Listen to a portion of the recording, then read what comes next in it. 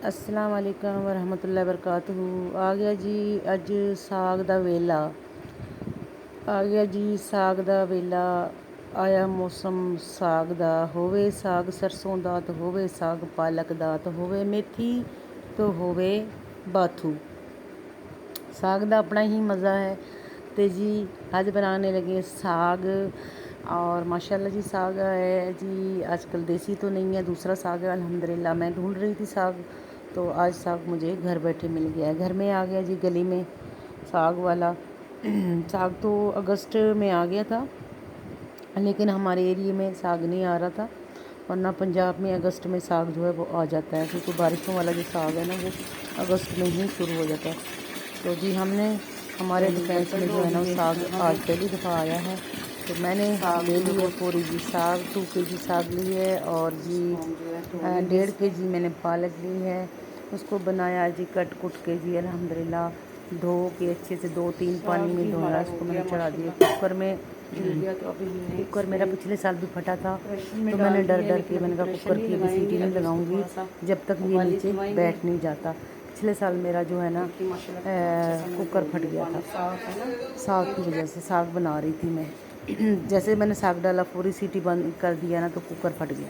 अच्छा जी पानी मैंने यहाँ पे सिर्फ 2 गिलास पानी के डाले, ज़्यादा पानी नहीं डालूँगी क्योंकि मैंने इसी पानी में इसको कोट काट लेना है, तो इस वजह से मैं पानी जो है ज़्यादा नहीं डाल रही। तो इसको मैं पकाने के लिए थोड़ा रख देती हूँ। जैसे ये साग जो है वो जनाब जी बैठ जाएगा नीचे, उसके बाद मैंने प्रेशर बंद करके इसको तकरीबन 1.5 घंटा पकने दिया। 1.5 घंटा सीटी लगा के, लेकिन आँच मैंने बिल्कुल मीडियम लो कर दी थी। उसमें मैंने इसको पानी सिर्फ जो मैंने पानी 2 गिलास डाला था, जितना पानी डाला है उतना पानी पड़ा है, पानी मौजूद है। प्रेशर जो है ना मैंने बिल्कुल मीडियम लो पे बनाया, लेकिन सीटी लगा के बनाया बंद करके ना। जब उसका बिल्कुल जो है ना साग नीचे बैठ जाए ना, उसके बाद सीटी लगानी है, शुरू में नहीं लगानी बिल्कुल, क्योंकि पिछली दफ़ा मेरा कुकर फट गया।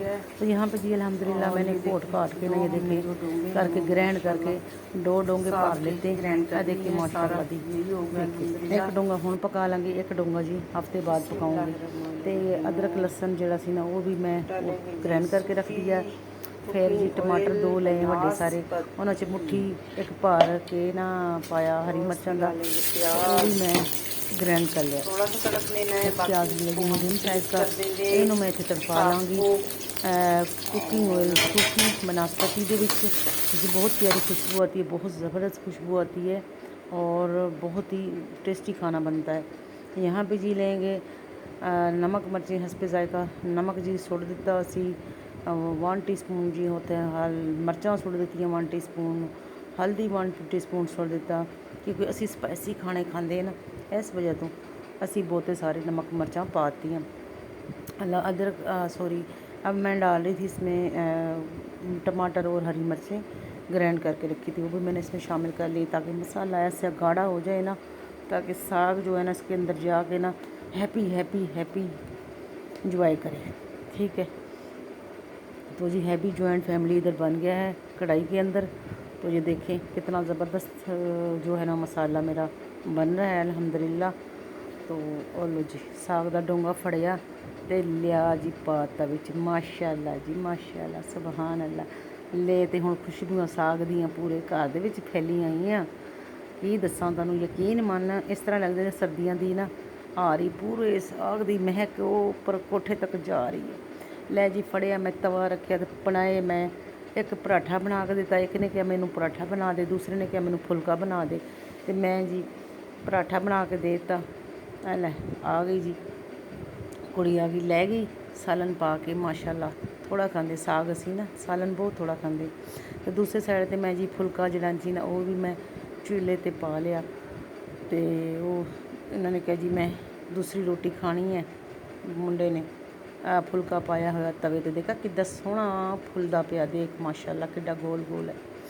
तो उम्मीद करती हैं जी आज मेरी साग की रेसिपी तुहानूं पसंद आई है। पसंद आई है तो मेरे भैन भराओ जाके जल्दी से मेरे चैनल को सबसक्राइब करो, लाइक करो, तो मैनू प्यारे प्यारे कमेंट जे तक जरूर करिया करो ना। क्यों कमेंट नहीं करते हो जे मैं तुहाडे की तुहाडे नाल गुस्से तुसीं मेरे नाल गुस्से हो ना, कमेंट कर दिया करो।